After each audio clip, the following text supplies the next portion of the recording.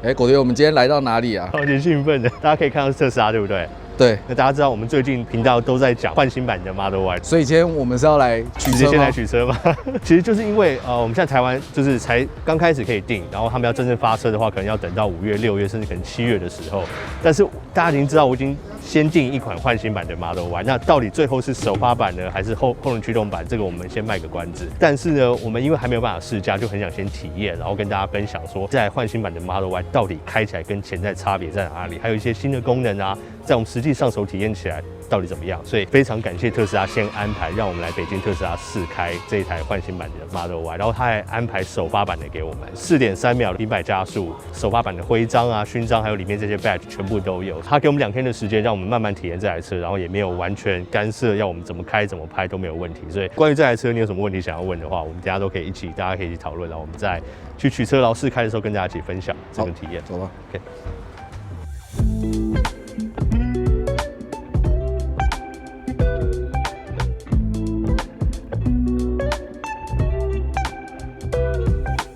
好，非常快，真的非常感谢特斯拉的安排。我们大概5分钟就直接取到这个车卡了，然后我们等一下就要去看我们今天拿的首发版到底是哪一台。已经看到了。哎，这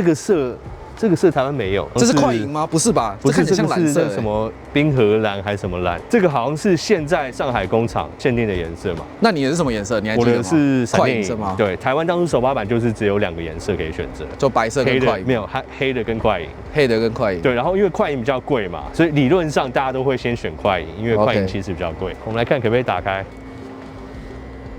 OK。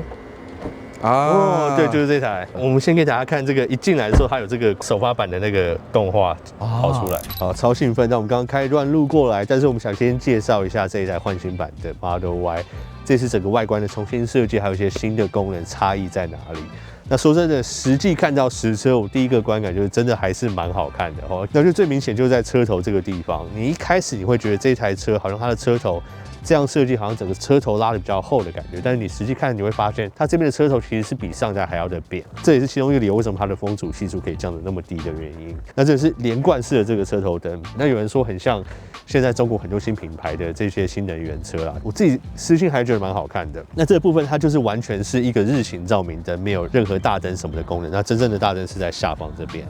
那这边它有那个多光束啊，它可以依照可能前方的人、行人或是车，它可以去切换它的像素，然后不会去刺眼到对向的来车。然后这边其实就是它的方向灯，就是藏在这边细细的一块。那另外，我觉得车头最大的一个差距，就是在它下方终于多了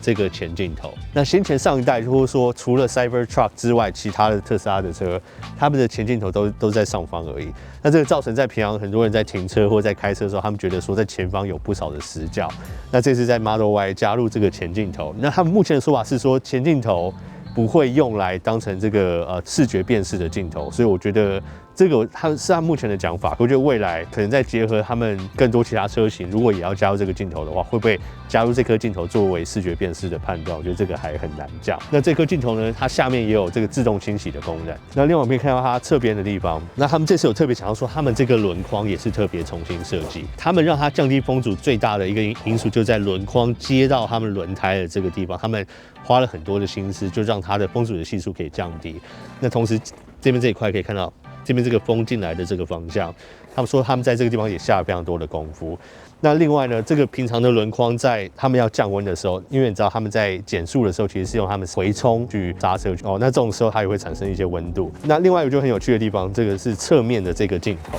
那这你平常在开启这个全景观看的时候，这个镜头就是帮你看左右的来车嘛。那他们这个镜头，他们也特别设计了，这边有一个不同一个风的一个导向，这边这个凹槽这边进来，还有这个风整个倒过来的这种方式。那这样的设计就是为了让它可以自动清洗它侧边的镜头，所以你就不用加装那些清洗的配件。就在你行车的时候，它就利用它的风流去清洗它。那整个侧面的车型变化，除了我们刚刚讲到那个侧边镜头啊，它的设计风流的差异之外，那整体我觉得侧面看起来跟上一代的差距就不大。那再我们回到前面行李箱这边，这个是我自己本身非常爱的一个功能了。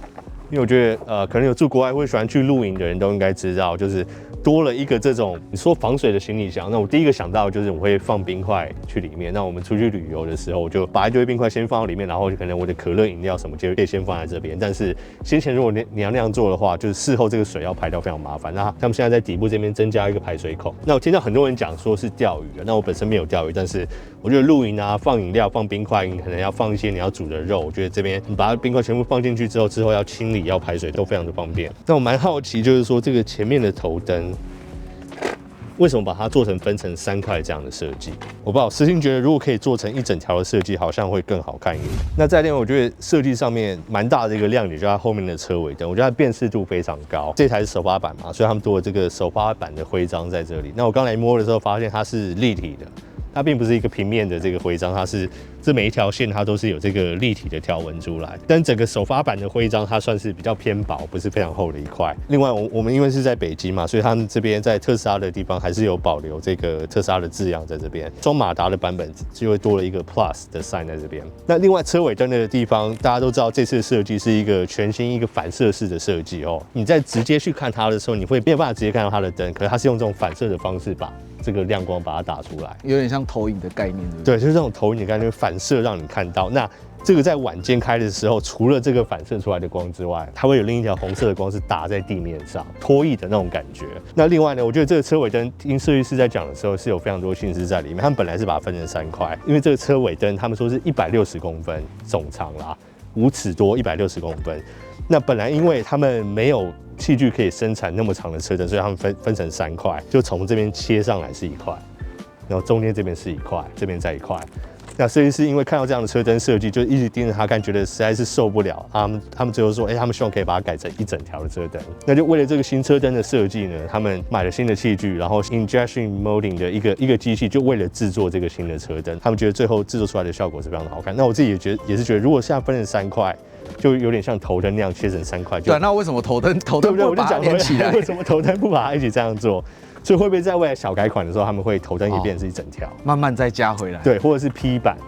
哦 ，P 版就把它一整条，就把它做出一个差异化。这是有人在猜测可能会有这样的差异。那另外这个屁股大家可以看到，现在它把它分成这边是1块，对不对？然后这边是1块，这边是1块。以前这个是一整块嘛。然后这边再有1块，然后再配下面的1块，然后他们现在把它切成比较多块。那有人说这样是为了省成本，就是说，这一块跟这一块没有串联在一起。但其实他们有解释说，因为很多的车祸，他们很高的数据就是被那种车尾追撞。那以前如果这个是一整块的话，他们要去做维修或者做重新烤漆的时候，是整块需要重新换掉。那另外就是在底部的这个地方哦，那他们现在也是把车牌放在底部这个地方，所以事后你突然被追撞这边的时候，你要换掉这一块的成本也是非常非常的低。好不好看？有人说好像这样屁股有点太平。哦，对，有点没有层次感，对，少点层次感，没有之前旧版的那种美高的感觉，有一点那种，对，有一个凹进去这种感觉。我觉得这个灯有把它救回来的这种感觉，我这次非常喜欢这个尾灯。好，我们看一下后车厢的这个空间哦，那其实它在设计上面也多了非常多不一样的巧思啊。那首先大家可以看到上面这个隔板，那其实它这个隔板是可以把它收纳起来，它可以折起来，对，你折起来之后它变成4折，那你再打开这个底部这个地方。它下面不是有一个下收纳区吗？它这边有特别做了一个地方可以让你收纳这个隔板，所以你就可以把它这样整个收起来。所以你就选择你要用隔板或不要用隔板，你都可以让你自己去发挥这个空间。那左右两侧的话，现在有人会去改装成什么自己的冰箱或者另外的收纳柜，什么小吸尘器放在那边都可以。那我觉得这次后座最大的亮点呢，其实就是在它可以自动收纳的第2排的座椅。那他们说，其实一般的车里面啦，这种自动收纳的折叠椅啊，电动的来讲，最快就是7秒。那他们查了非常多车，说，大家都是共同停在7秒这个点，那他们不知道什么原因，他们觉得说好像可以再做得更快，那所以他们这次让它降低到4.5秒，我们就来实际试试看。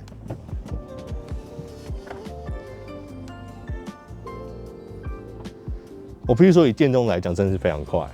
但可能有人会觉得说手动不是更快，你拉一下它就可以自动倒下去，但是起来的时候就有差嘛，因为手动的话你自己手要去拉那个，有时候车背后的第2排椅子又很重，你拉的话我就觉得非常的困难。那这一次你是直接按一下就可以回来。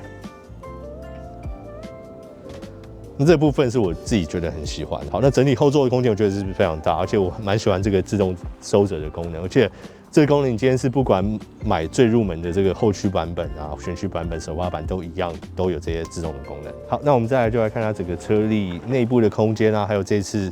车室内里面重新设计的这些亮点在哪里？这次拍摄特斯拉的换新版 Model Y 并不是一个简单的工程，汽车的开箱需要多镜头的拍摄，不论是架在车外或是车内，都必须顾虑到重量和体积，所以 Insta360的设备这真的是帮了大忙。这次的试驾车内全部的影片，不论是白天晚上，都是由 Insta360 Ace Pro 2所拍摄的。这一次我们也用这个 Ace Pro 2，对它的优势非常多。那首先你看它这个要架在车内，像我们同时截取不同的镜头啦，有的时候我们可能这边侧边拍一个，然后旁边拍一个，那就是要拍到我开车的状况、行进间的状况，然后同时在跟这个镜头对话的时候，就有多重角度可以切换。那因为它非常小巧，那这种时候它后面有这个萤幕可以向前翻，所以我在取景的时候，我就随时可以看到说，我现在到底在拍到画面是什么，然后我在对镜头讲话的时候，是不是对到对的镜头，可以随时让你在拍摄的人也看到。那如果你今天车后面有另外一个帮忙的话，你就可以把它的镜头放到后方。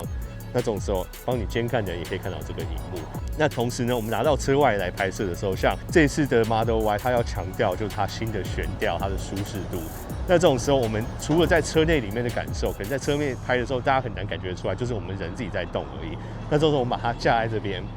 这个地方我们就可以直接去拍我们的轮子，然后我们再经过这些坑洞啊，或者这些比较凹凸不平的路面的时候，它的避震怎么去反应，它那个悬吊的舒适的软度。那这种时候，我们一个放前轮，一个放后轮，那两个同时拍摄，大家就可以看到，在经过这些坑洞的时候，它前后轮是怎么去反映它这个新的悬吊的它的舒适度。所以，如果今天不是一个那么小台的相机，说真的，我们要架一个大相机在外面这样做拍摄，第一它成本非常高。那这个非常的危险，有时候可能突然震一下掉了，整台相机就没了。那这个的话，其实本身这个运动相机就很防摔。那从它这样架的时候，因为它的重量很轻，所以你也不太会担心说它可能会突然掉下来或者什么。像我们刚刚架这样整个绕一圈的去拍摄，然后那边经过一个非常大的坑洞，它还是非常稳固的吸在上面。那另外我们也尝试用行车记录器的这个方式去拍它。那因为它有这个 Pure Video 的模式哦，它在夜间这个光源比较不好的时候，它可以加强它的这个影像处理。那这种时候大家可以看到它呈现的画面，不管我们今天在外面逛街夜拍的时候，它画面呈现非常的漂亮，非常的亮。那另外我们在当行车记录器在拍摄晚间的时候，对外面的画面也是看得非常非常的清楚。那这个大家可以非常清楚看到跟一般行车记录器的差别，它的记录的画面真的就是亮很多。那这也是目前在运动相机里面，在夜拍里面表现最好的一台。所以这是为什么这次 Insta360 这个 Ace Pro 2在我们拍摄车开箱的这个环节里面，不管是车内我们要自己在讲话 talking head 这种方式拍摄，那或者是用行车记录器的方式拍摄，那甚至是拍摄车外的场景，我们甚至到轮胎的悬吊的部分，都对我们的帮助非常大。好，那我们就来看它这次车内部的空间设计，还有一些亮点在哪里。首先，你买首发版的，你在开始开车门的时候，它这边就有一个首发版的这个动画会出现哦。那另外你在开车门的时候呢，它下面会有个迎宾灯，然后在你进来的地方下面有个首发版的字样。那再来就它这个首发版的这个脚踏垫，它也是特别的，那这个是只有首发版独有。但是我个人觉得它其实就是一个绒布质感的一个这种脚踏垫，大家还是会换成那种全季节的那种脚踏垫嘛。我自己的话，我会这样换，可能比较好清洁的，比较好清洁。对对对，那这个就是可有可无啦。那另外在这边有一些首发版的字样在这边，那大致上首发版好像就是这些东西嘛。整体设计语言跟换新版的 Model 3基本上是大同小异啦，因为我们这个是白内装的版本。所以大家可以看到，这前面的饰板是这种织布的版本。那如果你选的是黑内装的话，它是这种人工麂皮的这个材质。我觉得很难讲哪一个比较好看啊。我觉得两个看起来都还不错。不管你是这个全轮驱动或者首发版呢，它里面都有16颗喇叭。那这个是加1颗重低音，所以他们说喇叭像我们这边非常清楚，在这个侧门的地方可以看到这个喇叭的这个孔。那这个在后驱版本就没有这边这一块。那其他有非常多喇叭的地方，他们其实是隐藏在车内的饰板里面，所以你基本上也不会看到它。那其他这边内部的空间其实还是非常大。那这次这边它变成用这种2层的方式，觉得感觉起来，我自己现在初步的感觉，对比上一代的话，我觉得它好像扎实感是提升了不少，没有那种 rattle 那种在 shake 的这种感觉，而且这个门收起来的这种扎实硬的质感，我觉得对比上一代算是有蛮大的差异。那这次座椅的设计也有一点差异啦，我觉得这个皮的部分应该是很好清洁没有错，但是他们现在多了这个缝线的地方。他们说如果比较会染色的话，可能就是还是在缝线的地方，所以大家就是比较注意这个地方哦。整个座椅我觉得扎实度对比上一代是有蛮明显的差异。前面2个座椅它就多了这个通风座椅的功能，那他们在设计上面除了吹风之外，他们也有这个吸风的功能哦。所以就是说你身上有热，它其实是会吸走，那同时也会吹风，所以并不是只是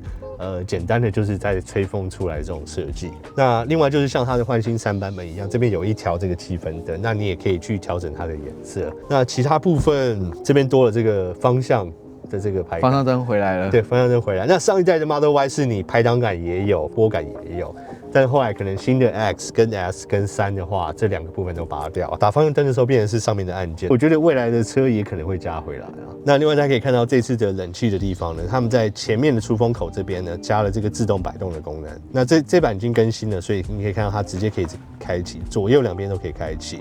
那这边叫做摇摆模式，那这就代表它的风会自动左右的摇摆，所以你就不会担心说这个风一直往你这一面一直吹过来，然后你要手动一直去调整它的风向。那我觉得这个功能应该是可以下放到其他的 Model Y 或者其他旧的车型啊，那甚至可能还可以加入那种自动上下摆动的这个功能。我们到后座这边，可以看到车内的空间，他们后座的座椅比先前上一代还要再深了一点。好像就是0点几公分，长座后座也可能会感觉出来。那大家可以看到后面多了这个后萤幕，那这个也是焕新版的3上面也有。那这个萤幕当然除了你可以调整这些车啊、这些座椅啊、加热啊、冷气啊，那你甚至可以选择你后座的音乐，那你要看的影片、玩的游戏。那你的后座如果连接到你自己的蓝牙耳机啊、你的摇杆的话，你可以后座跟前座可以是分离开来，所以你在这边听的音乐、玩的游戏是完全传输到你后面这2个连接的蓝牙耳机上面。那你前座的人还是可以用车的音响去听其他的音乐，做其他的事情。那另外一个亮点就是它的这个车顶的天窗，他们加入这个金属的这个材质在玻璃里面，他们说隔绝掉的热度是多了7倍左右。那这个整片玻璃当然是多了这个差异，我觉得它在隔热上面也会有蛮明显的这个不一样。但是可以看到后面这边多了这一块出来。哦，那他们说也是因为这个天窗多了金属的材质，所以他们有一个部分的天线需要去传输出去，所以他们加了这一块去放这些让天线排出去的地方。隔音的部分在我们家上路可以再拍这个实际在车里面的感受给大家看，但是他们这次后面的玻璃啊，还有整个玻璃都用双层的玻璃，所以他们自己的说法也说他们这次隔音的表现有差距非常的大。好，那其他的部分我们就直接上路开给大家看，然后再分享更多我们实际开车还有试乘下来的体验。OK。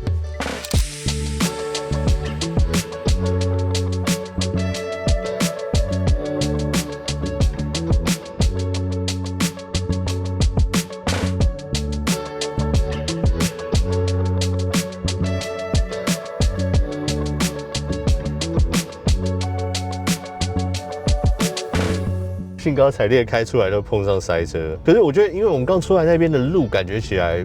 坑坑洞洞的，品质不是特好。对，所以路感会比较明显。可像上高速公路之后就，我自己的感觉，我觉得是对比上一代的 Y 来讲。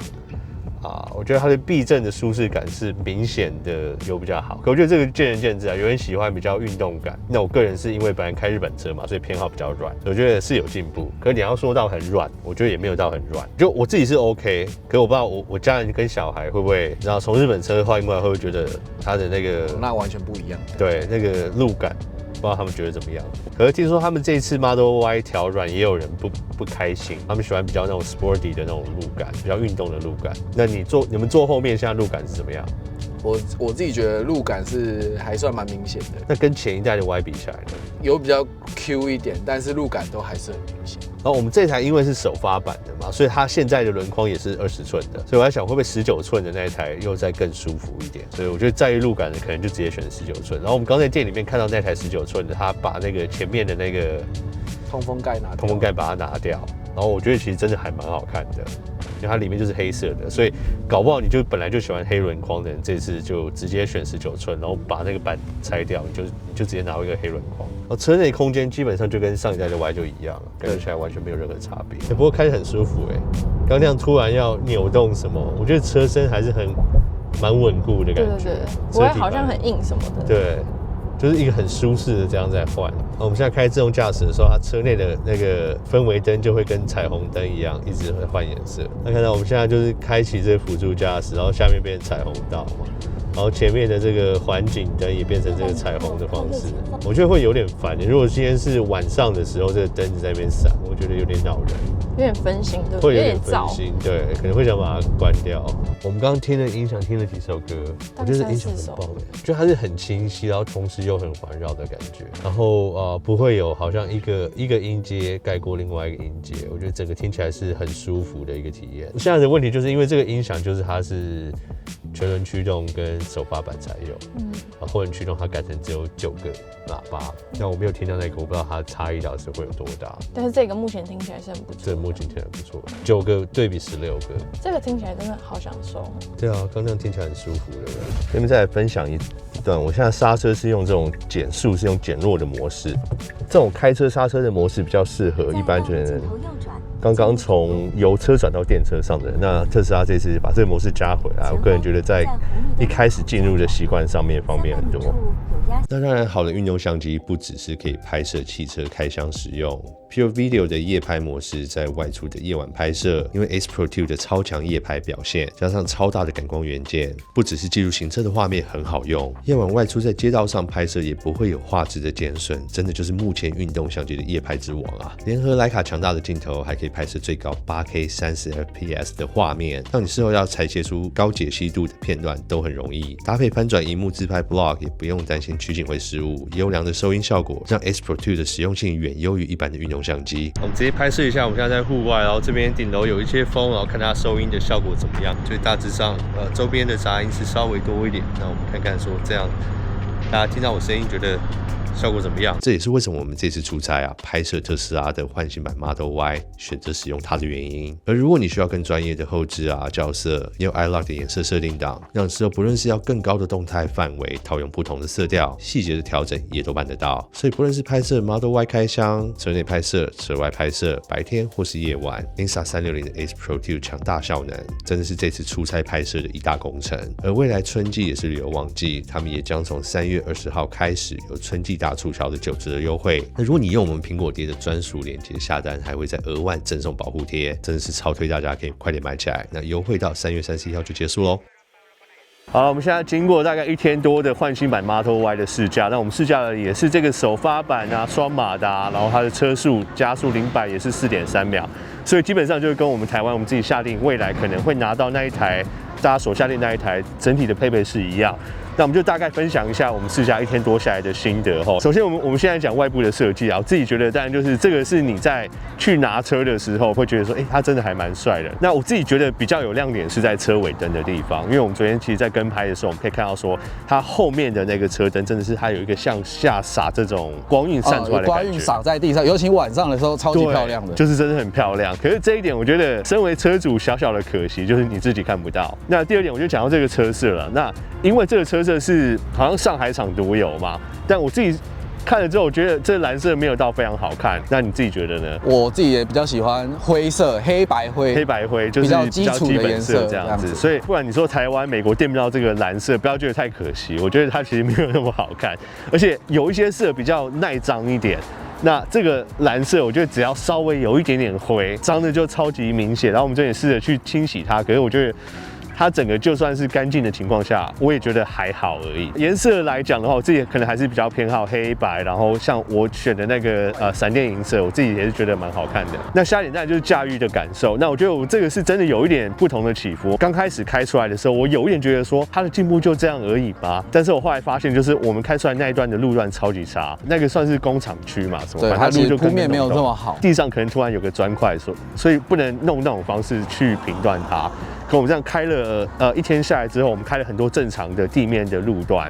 我觉得它的驾驭感真的是好太多。那尤其在我们那些小路，我们要转向啊，什么时候突然，因为这边有时候突然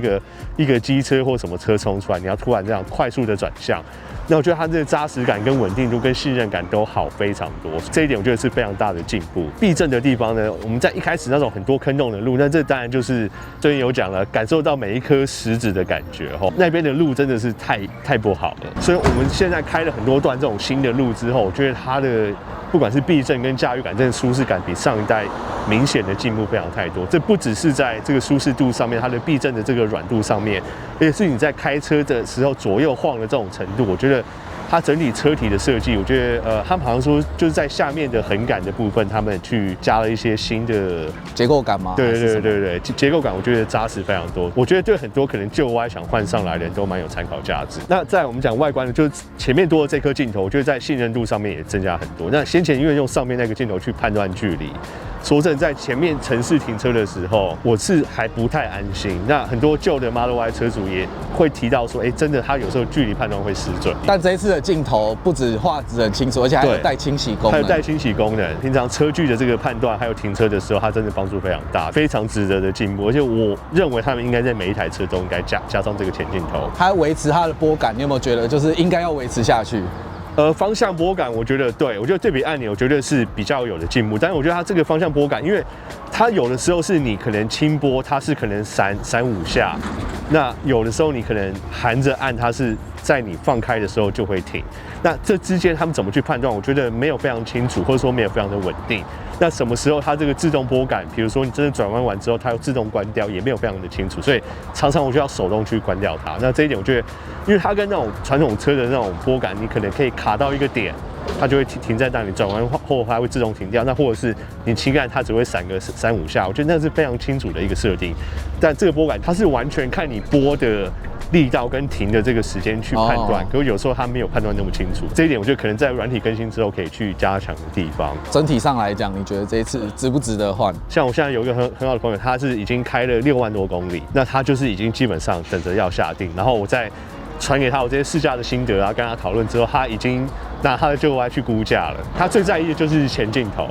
他觉得有的时候他就真的K到东西，不是真的很严重的撞，可就是顶到。那他觉得他这个距离判断错误对他而言比较困扰，所以光这一点就造成他想要换。然后我再跟他讲这些驾驭感啊，这些整个车体的这个扎实感。讲完之后，他基本上我看他已经去下定了，所以我就觉得旧 Y 换上，如果你已经开一段时间，那差不多像他这个公里数也很高，就想换车，那我觉得也 OK， 我觉得是绝对可以换。那其他车换过来的话，我必须老实说，因为台湾车价比较高，我觉得如果说你平常是短途代步的话，其实我觉得后驱版应该也蛮适合来考虑一下的吧。对，我会觉得这一次它的差距，虽然说我自己很喜欢那个新的音响，可是很多人可能他会自己去改。那我觉得整体开起来的感觉的话，或者我觉得最在意就是里面这些电脑自动驾驶的部分，你后驱版跟全驱版跟什么都是一模一样的。那所以我会偏好一般人要买的话或要换的话，我觉得其实换后驱版就非常足够。这次后驱版增加的这个里程层数，我也觉得非常的足够，所以我会建议可能一般人就买后驱版。那如果你要买全驱版本的话，我会觉得台湾现在的价格